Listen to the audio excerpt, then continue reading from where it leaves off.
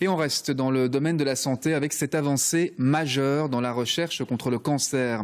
On la doit à des scientifiques de l'UC Louvain. Ils ont découvert qu'un certain type d'oméga 3 pouvait jouer un rôle dans la destruction de cellules cancéreuses. Tous les détails, c'est avec Joachim Vesely, Vincent Hufti et Lucie Dennovel. Du sucre, beaucoup de sucre. Les cellules cancéreuses en ont besoin pour croître et se multiplier. Elles sont tellement gloutonnes qu'elles atteignent un taux d'acidité critique qui les met en danger.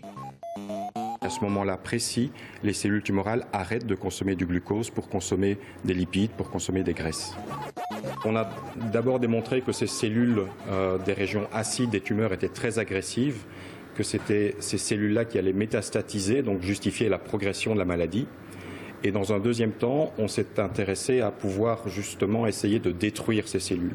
Cette chercheuse cultive des cellules cancéreuses dans ces boîtes. Elle leur donne tout ce dont elles ont besoin pour croître, y compris une graisse très spécifique, un oméga 3 présent dans le poisson appelé le DHA. Après 2 semaines à ce régime, regardez comment la cellule cancéreuse évolue. Elle implose littéralement. Ces acides gras vont se révéler être toxiques une fois à l'intérieur de la cellule car ils vont être oxydés et induire des dommages et la mort de la cellule cancéreuse. Le DHA tue donc la cellule cancéreuse. Mais pour ce spécialiste de la nutrition, nous n'avons pas assez de DHA dans notre alimentation. Les recommandations du Conseil supérieur de la santé, c'est un minimum de 250 mg de DHA par jour.